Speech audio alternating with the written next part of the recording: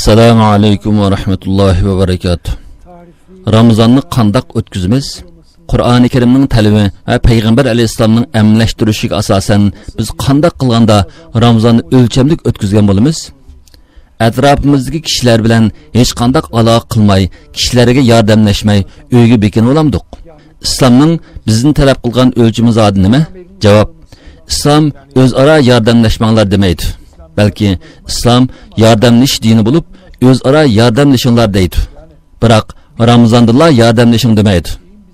İslamda hajdan boshqa ibodatlarni ma'lum vaqtga xoslashtirib tushunadigan ish yo'q.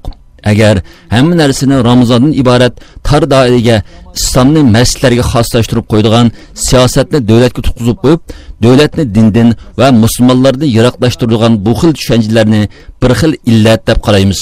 Undan boshqa bizda o'zaro yordamlashishni va ro'za tutishni Ramazonga xoslashtirib oldigan, dazmal silinmagan kiyimni kiyishni ehromga yoki Makkaga xoslashtirib oldigan, jumladan har qanday narsani biror narsaga xoslashtirib oldigan bir xil illat bor.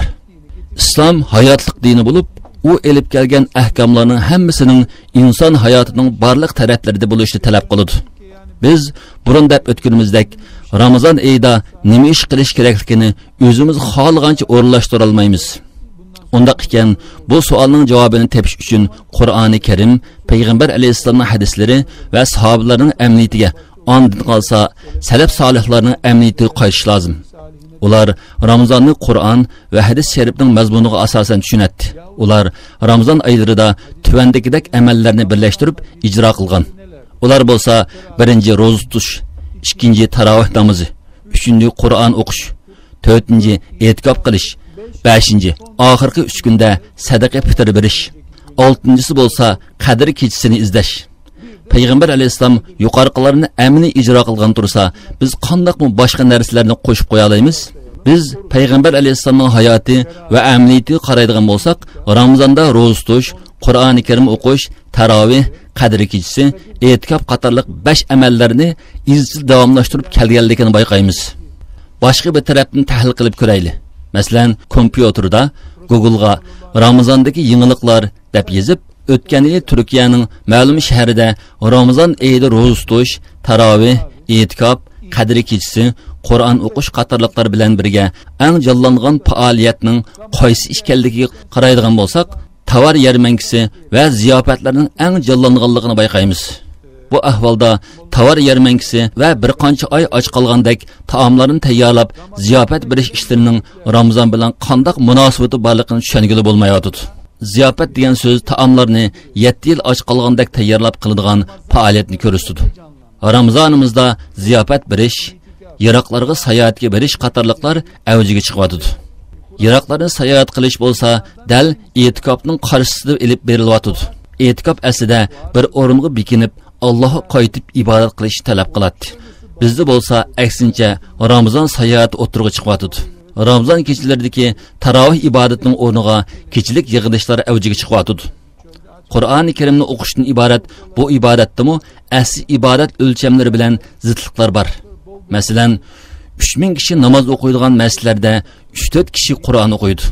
Musulmon yashaydigan shaharlarda Ramazon kelganlik sababidan nima yangiliklar bo'ldi desak, bo'lgan yangiliklar yana siyosiy arboblar va shaxslarning Ramazoningiz muborak bo'lsin, qadr kechangiz muborak bo'lsin degandek tabriklash usullari bo'lib qoldi. Payg'ambar alayhisolam va sahobalar davrida Ramazon oyi kelganda nima yangiliklar borliq kelgan edi? Biz nima qilishimiz kerak degan masalalarni silishtirgan bo'lsak, Ramazonda qilishga tegishli ishlarni osonla tepib chiqa olamiz. Hozirgi Ramazon oyida din uchun hech qanday zamonda bo'lib boqmagan temalarda qanday narsalar yo'q edi degandek har xil fitnalarni paydo qiladigan bo'lib oldi. Yaqinqi 20 yillik Ramazonning amaliy ahvollari esinglarda bo'lsa kerak. Bu 20 yillik jarayonda Ramazon oyida musulmonlarning Ramazon ro'zasidan boshqa yangicha bir xil fitnalar paydo bo'lyapti. Har Ramazonda biror o'rin patlatiladi. Umuman qilib aytganda, Ramazon ishida biror hodisa bo'lib, musulmonlarning diqqatini shu yerga markazlashtirib oladi. Musulmonlar televizorlarni ochib, shuning bilan mashg'ul bo'lib, Ramazonda sal qaraydigan ishlar bo'lyapti. Bu masalalarni yana bir xil tahlil qilib boqaylik. shahar va nohiylarda elib berilayotgan xalq noshirlari bilan Ramazonning nima aloqasi bor? Musulmonlik o'y fikri va his tuyg'u nomida xalq naqshi muzikasi yig'ilishi qilganlar Allohdan qo'rqish kerak. Bu masalada ko'p to'xtalg'im yo'q. Faqat musulmonlarning Ramazonni fasod qilish uchun xalq naqshlariga bir kanitni 1 yil boqqudek pullar berildi. Buningdek Allah rizosi uchun xalq naqshi aytadigan naqshlar tag'arlab pullarni oladi. Bu kishilar ham musulmonlarning pul va engi bilan fasodchilik qilganligi, ham muborak Ramazonni sistqanligi, ma'sum bolallarimizga Ramazonni bo'lmag'ur usullarda tunutishga o'rnaganlik uchun biz o'tgan yildagi darsimizning temasini Ramazon qatl omi deb nom bergan edik. Ramazon bular o'ylagandek xalq naqshi kechiligi va yig'ilishi o'tkazilgan oy emas, balki Alloh qo'yish eydir. Albatta, hamma odam o'zining muhim deb qaragan ishlarini qilsin deb tijoratlarimizni tashlab qo'ygudek holimiz yo'q.